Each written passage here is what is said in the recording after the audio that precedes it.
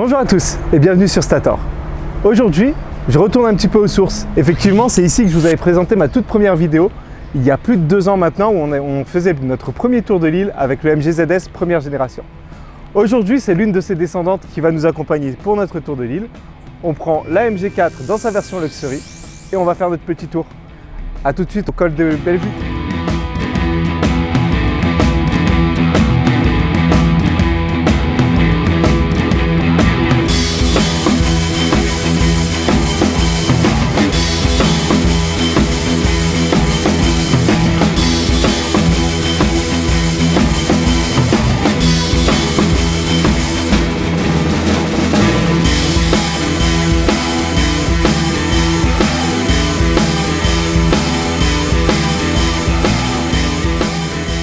On est arrivé au col de Bellevue. Alors, un point comme d'habitude sur la conso, sur combien on a consommé en montant, etc.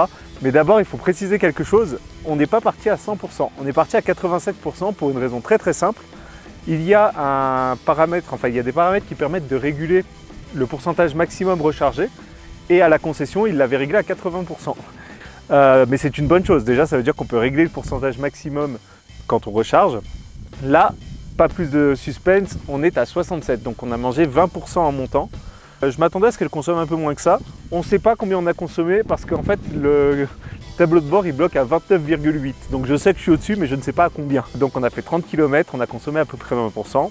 Mais comme d'habitude on va récupérer en redescendant et ça on en reparle tout à l'heure sur la descente. Là on va profiter du beau temps du col de Bellevue comme on est habitué pour vous parler un petit peu de l'extérieur de la voiture.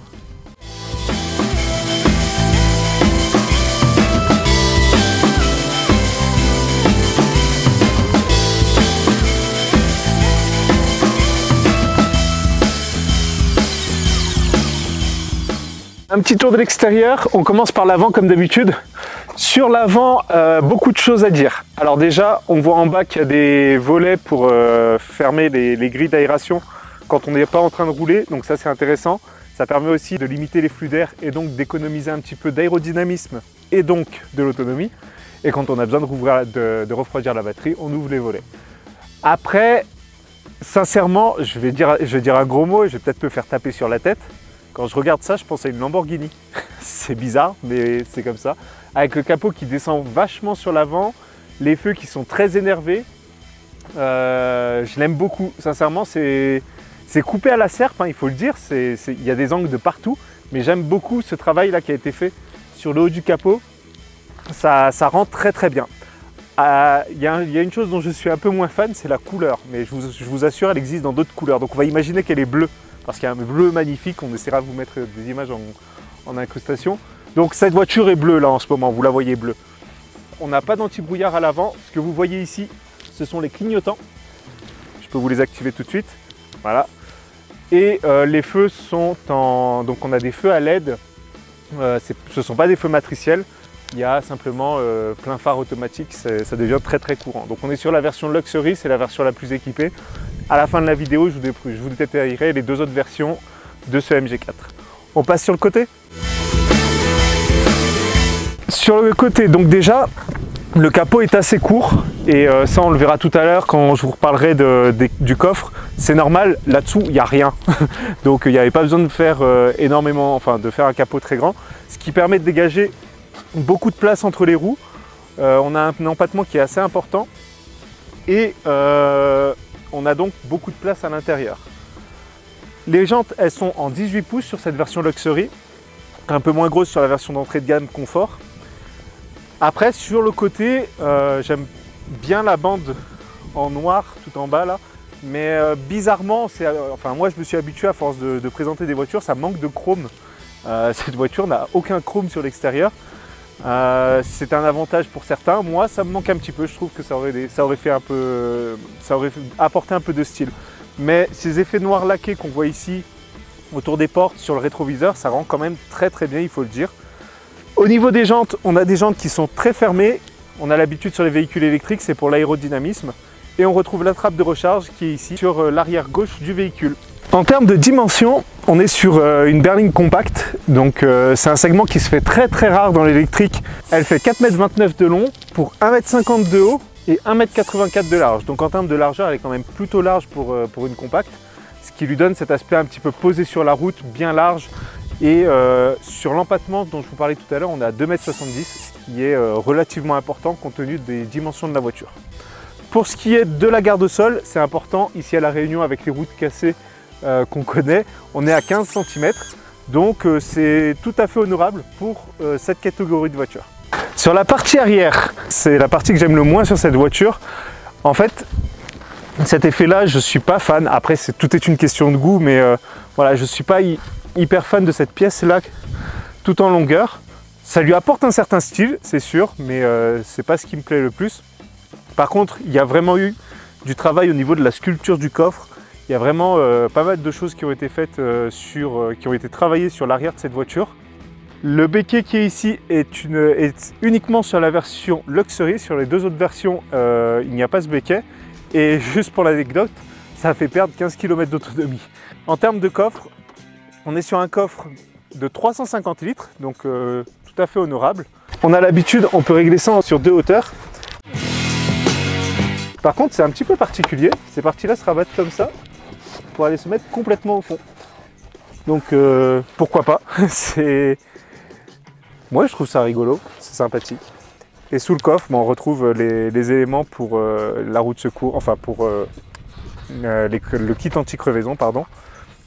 Et ça se remet là-haut pour avoir un coffre à plancher plat une fois qu'on rabat les sièges. Donc on se retrouve au volant de ce MG4, on est sur la descente depuis le col de Bellevue. On va bientôt arriver à la plaine des Palmistes, mais du coup sur cette première partie déjà on a fait quelques kilomètres en descendant. Ça me permet un petit peu de vous parler de son comportement routier. Donc déjà sur cette petite route sinueuse, on se rend compte qu'il y a moyen de s'amuser. C'est une propulsion, donc si on appuie un peu, l'arrière part. Mais malgré tout, c'est loin d'être, ça fait pas peur, c'est très rassurant. La voiture reste, elle réagit quand même très très bien. On la maîtrise assez bien, il n'y a pas de problème avec ça. Après, du coup, ça me laisse entendre que sur circuit, en appuyant un petit peu avec une conduite un peu sportive, il y a moyen de s'abuser, je pense. Mais après, sur une conduite, là, comme en ce moment, en bon père de famille, on va dire, avec sans appuyer forcément, en roulant normalement aux limitations de vitesse, on a quand même un comportement qui est, somme toute, assez ferme. J'ai ce ressenti-là. Après, on est dans une berline. En termes de régénération maintenant, on a régénéré 2% sur une descente. Là, on a fait à peu près 7 km de descente. C'est pas très élevé. Je m'attendais à un petit peu plus. On verra quand on sera arrivé tout en bas, quand on sera au niveau de Saint-Benoît, à combien on sera exactement. On est dans un MG, donc on a 3 niveaux de régénération. Le premier niveau met une régénération assez faible mais quand même présente, on n'est pas complètement en roue libre. Et le dernier niveau que j'utilise depuis qu'on est parti, en fait, on n'a pas une conduite à une pédale. Donc là, si on lève le pied, ça va ralentir quand même assez fort. On a une régénération qui est quand même assez présente, mais on ne va pas aller jusqu'à l'arrêt. Le point négatif sur ce MG4 par rapport aux autres MG, c'est qu'on n'a pas de bouton physique pour régler cette régénération. Il faut rentrer dans les menus de l'écran. Et ça, je l'apprécie pas trop. Par contre, ce que j'apprécie, c'est qu'elle garde en mémoire le niveau de régénération qu'on avait enclenché. Donc si par exemple vous êtes un peu comme moi, toujours ou presque sur le même niveau de régénération, c'est pratique par rapport au Marvel, si je me souviens bien, où dès qu'on redémarrait, il se remettait au niveau 2, il fallait remettre le niveau 3 systématiquement. Là, il reste au niveau 3, il n'y a pas à le régler. Si vous avez votre niveau préféré, il ne bougera pas. Je suis plutôt bien posé, plutôt bien maintenu. Le siège est rembourré de chaque côté, donc le maintien est vraiment pas mal. Et sincèrement, elle me file la banane cette voiture. J'aime bien la conduire. Elle se comporte très très bien sur ces petites routes sinueuses.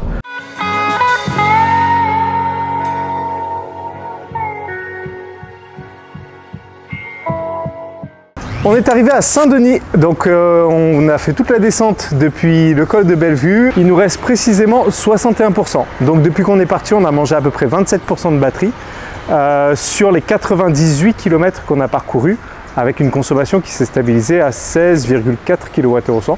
Donc plutôt basse dans l'ensemble, pas aussi basse qu'elle devrait l'être à mon avis, mais il faut dire qu'on s'est pas réservé sur la descente depuis le col de Bellevue. Comme je vous l'ai dit tout à l'heure, elle est un peu joueuse. Arrivé en bas à Saint-Benoît, on était à 71%. Donc on avait récupéré 4-5% à peu près sur la descente, ce qui est globalement faible, mais la batterie est très grosse et justement on va vous en parler, on va parler des chiffres ici à Saint-Denis. Donc on va commencer cette série de chiffres en vous parlant du moteur. Comme le veut la tradition, on ouvre le capot et il ne se passe absolument rien. En fait, là-dessous, c'est du vide parce que le moteur, il est derrière, il est sur l'essieu arrière, c'est une propulsion. On a un moteur qui fait 204 chevaux, 150 kW pour 250 Nm de couple. Et pour l'avoir essayé depuis tout à l'heure, sincèrement, ça va, il est suffisant, on va dire. Non, en vrai, la voiture est très joueuse, la puissance est tout à fait correcte, elle est très très bien même sur cette version 204 chevaux. Mais là, en fait, ce qu'on va regretter un petit peu, c'est que vraiment sous ce plastique, il n'y a rien, c'est vide. Le plastique ici, il ne sert qu'à cacher du vide. Donc on aurait pu mettre un beau frunk à l'avant qui aurait fait facilement dans les 15 à 20 litres. C'est un petit peu dommage que MG n'y ait pas pensé. Clac. En termes de batterie maintenant, on va parler de la version Luxury. Sur la version Comfort et la version Luxury, on a 64 kWh qui nous donne respectivement 450 km en standard et ici en Luxury 435 km. C'est le béquet arrière dont je vous parlais tout à l'heure. C'est vraiment la seule différence entre les deux voitures d'un point de vue esthétique et les deux voitures font le même poids. Donc la seule chose qui fait que cette voiture-là a 15 km de moins, c'est le béquet arrière qui lui permet certes d'avoir un peu plus d'appui aérodynamique, mais on perd quand même un peu d'autonomie. En termes de recharge maintenant, suivez-moi. Donc pour la recharge, ça se passe sur l'arrière et ça c'est très bien puisque la seule personne qu'on est sûr qu'elle sera toujours dans la voiture, c'est le conducteur. Donc arrière gauche, c'est l'une des meilleures positions pour le chargeur. En termes de recharge, du coup, on a du courant alternatif ici sur cette version Luxury et également sur la version intermédiaire Comfort. On a du 11 kW. C'est pour la batterie de 64 kWh, on a 11 kW. En termes de courant continu, on est à 135 kW. Donc on est sur des batteries, on est sur des temps de recharge qui vont varier en fonction de ce que vous utilisez. Par exemple, sur une prise renforcée, ça va être autour de 20 heures pour 0 à 100%. Sur une borne à la maison en 7 kW, ce sera 9h, 9h30. Sur une borne en magasin, par exemple, à l'extérieur, en 22 kW courant alternatif, la voiture en prendra 11 et ça prendra environ 6h, 6h30 pour faire le 0 à 100% toujours. Et ensuite, sur les bornes rapides en courant continu qu'on a pour l'instant à La Réunion, on a du 24 kW, là il faut compter 2 heures pour 80%. Et on a du 50 kW et là c'est à peu près 1 heure, toujours pour ces 80%.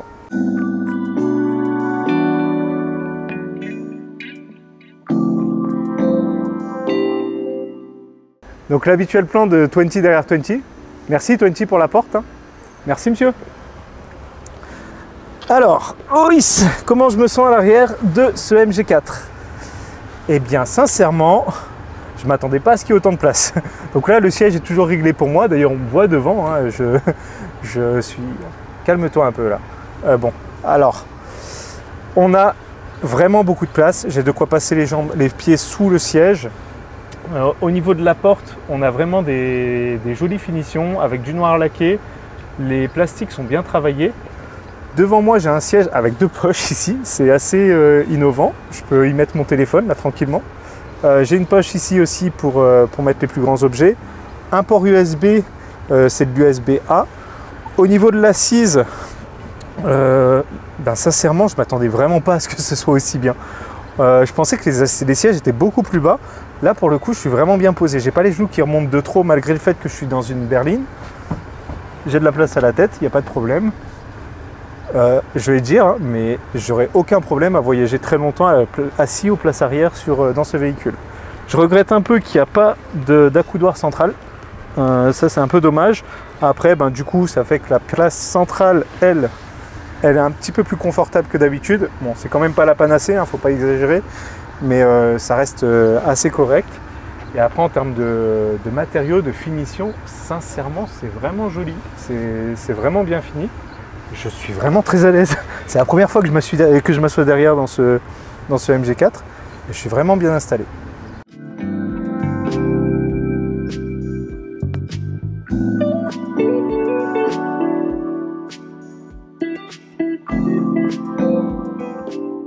On se retrouve à bord du MG4, on est à Saint-Paul. On devait s'arrêter au Tour des Roches, c'est un endroit assez sympa, assez joli et tout, sauf que on prend du retard parce qu'il y a des bouchons. Donc on va faire le point qu'on devait faire là-bas, ici sur la route, puisque de toute façon ça roule pas et que je peux vous parler tranquillement. Des écrans, des équipements de conduite, etc. Au niveau de ces places avant, qu'est-ce qu'on peut dire ? Déjà, le volant a changé. On a enfin un nouveau volant chez MG. C'était le gros point qui me dérangeait sur le Marvel, de retrouver le volant du premier ZS.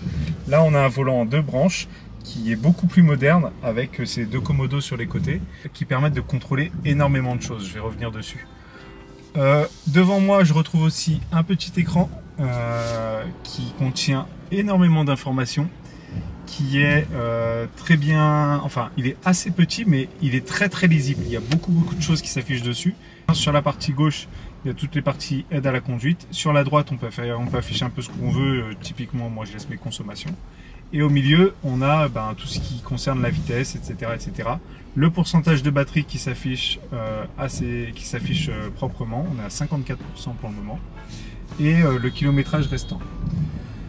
Donc, juste devant cet écran, on a ce petit module là, qui est en fait un module, c'est une caméra qui vous filme constamment. Et qu'est-ce qui se passe avec cette caméra? C'est que quand je regarde pas la route, si je regarde l'écran, si je regarde à droite et à gauche pendant que je suis en train de rouler, et j'ai un rappel, j'ai un bip sur ma voiture. Donc ça c'est bien et c'est pas bien.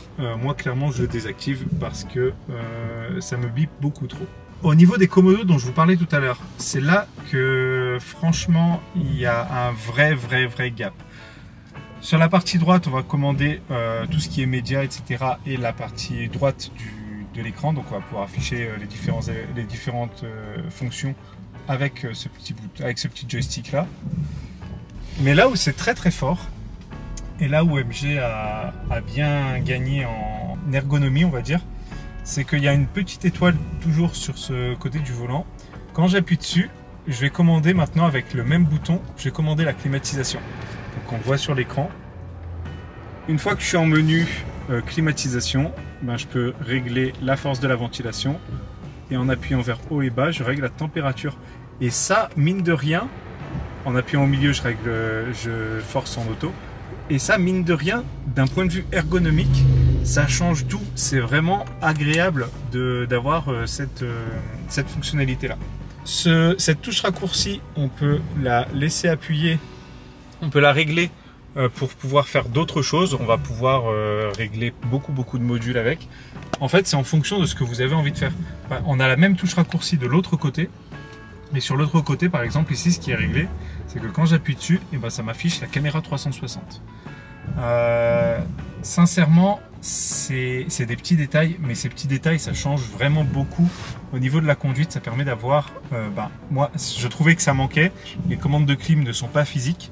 Et là, pour le coup, d'avoir ce raccourci-là qui va me permettre de régler ma clim sans avoir à rentrer dans l'écran, dans les menus de l'écran, je trouve ça vraiment pas mal. L'écran, justement, parlons-en. Au niveau du média, maintenant, on a un écran de 10,25 pouces qui est tout en longueur, mais qui est vraiment bien organisé. J'entends par là que tout l'écran est occupé, on perd pas de place, contrairement à d'autres voitures. Là, on va avoir différentes fonctions. Par exemple, typiquement, j'ai mon Android Auto qui est juste là. Il faut bien viser. L'écran, sincèrement, il réagit assez bien. C'est ce que je vous disais tout à l'heure. On est encore à 50 minutes de trajet. L'écran, il réagit assez bien. On n'a pas de problème. Il rame beaucoup moins que sur les autres MG qu'on a pu essayer. C'est beaucoup plus fluide. C'est pas encore tout à fait le mieux du mieux, on va dire. Il y a encore des progrès à faire. On voit que parfois il y a quand même un tout petit temps de latence, mais quand même on est vraiment beaucoup mieux que ce qu'on avait vu avec typiquement le premier ZS. Après, à part ça, vous allez pouvoir définir toute cette partie là, toutes ces parties widgets, vous allez pouvoir les redéfinir, mettre autre chose si ça vous plaît. On a ici on a la météo, on a Android Auto, Apple CarPlay ici, la partie électrique de ce côté là, ici à nouveau une partie lecture média. Et malheureusement la navigation qui ne fonctionne pas puisqu'on n'a pas la carte réunion, donc il rebalance automatiquement sur la navigation Android Auto, ce qui est vraiment bien fait. Comme je le disais tout à l'heure, en complément de ce grand écran de 10 pouces ici, celui qui est devant le conducteur lui fait 7 pouces. Donc on a effectivement beaucoup d'infos. Donc on peut afficher, si ça fonctionnait on aurait pu afficher la navigation, différents menus, menu de luminosité, etc. Mais moi, ce qui m'intéresse surtout, c'est la consommation. Donc là que vous voyez en ce moment, sur le trajet depuis le démarrage ou alors depuis la dernière recharge, c'est celle-là qu'on utilise depuis le début. Et là, on est à 54% après quasiment 120 km, 117 parcourus. Donc on a utilisé, grosso modo, depuis qu'on est parti, on a utilisé un tiers de la batterie pour 117 km. On a 17,1 kWh au 100. C'est assez élevé, mais en fait je sais pourquoi. C'est qu'il y a un point hyper important sur cette voiture, il n'y a pas de bouton marche-arrêt. Pour notre usage un petit peu spécifique dans notre essai, ça pose problème parce que du coup quand on s'arrête, on n'arrête pas la voiture puisqu'on ne la ferme pas. Mais en gros, comme il n'y a pas de bouton on-off, la voiture se démarre quand vous vous asseyez et que vous appuyez à fond sur le frein. Donc dès que vous ouvrez la porte, elle s'allume. Et elle se met en ready quand vous appuyez à fond, mais il faut vraiment aller à fond sur le frein. Et là, elle se met en ready et vous êtes prêt à partir. Le problème, c'est que pour l'éteindre, quand vous sortez de votre voiture, vous la fermez. Et au moment où vous fermez la voiture s'éteint et elle se coupe. Pendant nos essais, on ne pense pas forcément à verrouiller la voiture parce qu'on a besoin qu'elle soit allumée pour faire de jolies images. Enfin, qu'elle soit ouverte. Et le problème, c'est qu'elle reste allumée et la clim tourne. C'est pour ça qu'on a une consommation plutôt haute. Concernant justement ce bouton on-off, pourquoi est-ce que c'est très bien qu'il n'y ait pas de bouton on-off dans cette voiture ? Typiquement, le bouton allumer, démarrer, la clé et compagnie, ça c'est de l'héritage de thermique. Ça, c'est quelque chose dont on avait besoin dans une voiture thermique. Dans une voiture électrique, quand vous ne roulez pas, qu'elle soit allumée ou éteinte, elle consomme pareil, c'est-à-dire rien. Mais rien. Quand vous éteignez la lumière consomme pas. La voiture électrique, c'est pareil. Donc qu'elle se mette en ordre de marche au moment où vous vous asseyez dedans et que vous êtes prêt à partir, qu'elle soit déjà en mode ready, c'est très bien. Et ça ne dérange pas du tout l'usage du véhicule. Donc en sortant de la voiture, vous éteignez la voiture et elle s'arrête toute seule. On est à l'avant et on retrouve vraiment de beaux matériaux. Là, on a un plastique qui est un petit peu travaillé avec des surpiqûres un petit peu. On a ici du laqué un petit peu, là du chrome, des cuirs rembourrés, avec des surpiqûres bleues très belles. Au niveau des poignées de porte, on a du noir laqué. Noir laqué qu'on va retrouver sur la console centrale, au niveau des aérateurs, sur toute la longueur. Et sincèrement, ça rend très bien. Ça donne vraiment une impression, ça fait de très belle finition.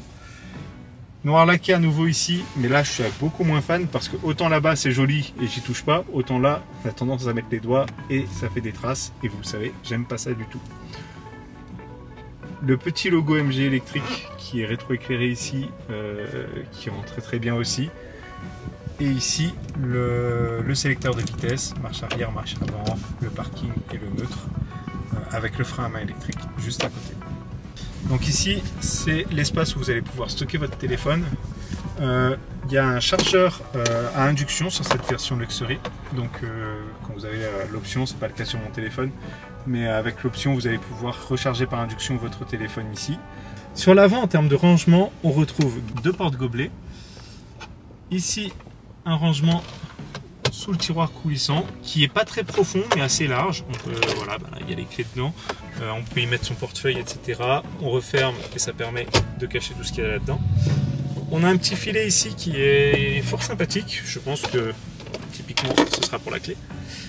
Et ensuite naturellement sous la coudoir, le classique rangement qui est assez profond pour le coup. Les classiques contre-portes pour une bouteille de 1 litre, 1 litre et demi, ça tient bien, elles sont vraiment assez larges. La boîte à gants qui pour le coup elle est toute petite, c'est la première fois que je l'ouvre, je m'attendais à plus grand que ça. Mais bon après on l'utilise pas forcément énormément. Après, en termes de boutons physiques, on n'a vraiment pas énormément. Allumage et extinction de la clim, les anti-buées, les warnings, puisque c'est obligatoire. Un menu Home qui permet de retourner sur cet écran-là, et ça, c'est vraiment bien pensé. Le volume qui est réglable par des boutons physiques, ça aussi, c'est plutôt bien.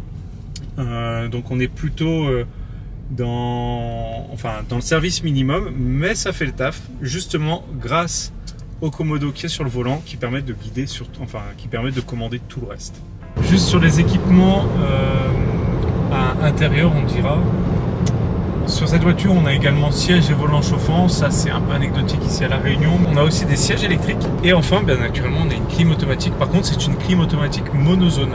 On est arrivé, on a fini notre journée de notre tour de l'île tranquillement. Alors, à part les bouchons, c'était vraiment une très belle journée. La voiture est vraiment très confortable.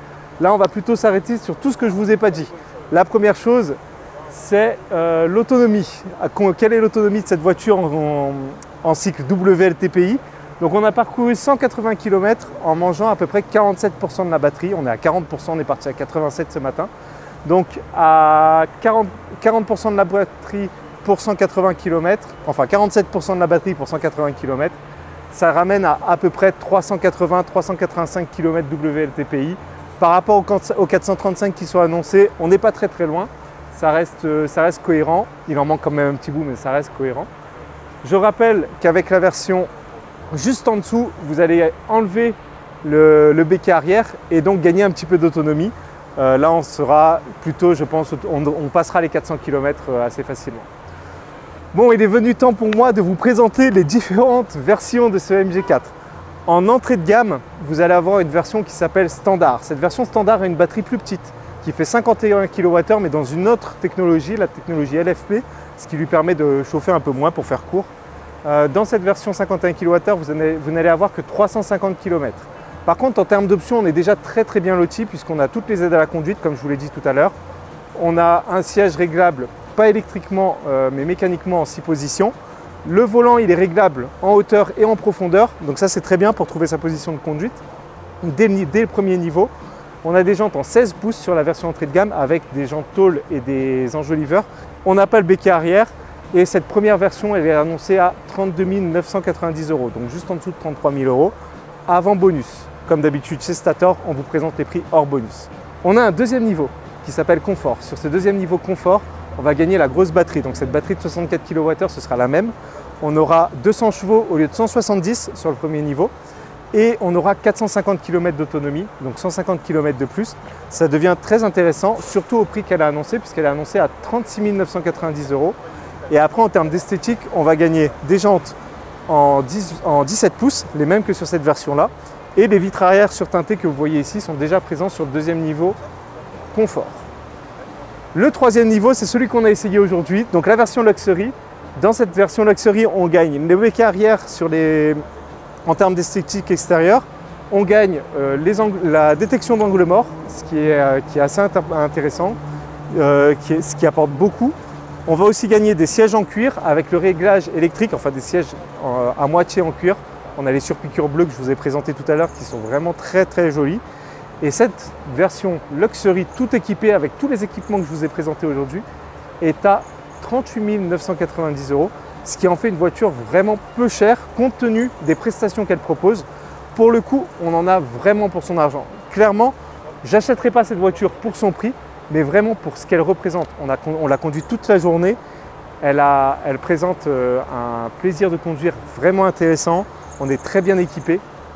Et malgré ça, on est sur des tarifs qui sont vraiment très raisonnables. On a une compacte pour le prix d'une citadine. Donc c'est vraiment très intéressant. Les Chinois ont vraiment fait très fort sur ce coup-là. Allez, un dernier petit bonus avant de vous laisser. Cette trappe, effectivement, elle sert à recharger la voiture. Mais sur le MG4, comme sur toute la gamme MG actuelle, elle sert aussi à décharger la voiture. Effectivement, toutes les MG modernes, donc à part la MG ZS première génération qu'on avait essayé il y a 2 ans et demi, ont le V2L. On va pouvoir décharger la voiture et de mémoire, on peut en tirer jusqu'à 2,3 kW. Donc c'est une option très intéressante que vous avez déjà présentée à de nombreuses reprises sur d'autres véhicules. Allez voir le rotor, on vous mettra la fiche comme d'habitude dans les descriptions et elle s'affichera juste en haut. Également, allez voir le Rotor sur les bonus, sur les aides à l'achat auxquelles vous avez droit, puisque encore une fois, les tarifs que je vous ai annoncés, 39 990 pour l'entrée de gamme, 36 990 pour l'intermédiaire et 38 990 pour cette version Luxury, sont donnés hors bonus et hors aide de l'État.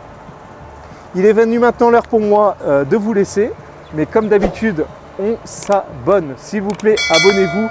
Vous êtes de plus en plus nombreux à nous rejoindre et c'est vraiment très chouette. Abonnez-vous, mettez des pouces bleus, laissez-nous des commentaires si vous avez des questions sur cette voiture, si vous avez envie de voir d'autres voitures. Proposez-nous des véhicules, nous on est complètement ouverts à ça, on va faire tout notre possible.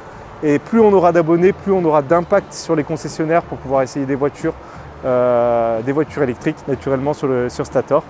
Abonnez-vous, suivez-nous sur Instagram, sur Facebook, on est actifs sur les réseaux et abonnez-vous. À bientôt les électrifiés.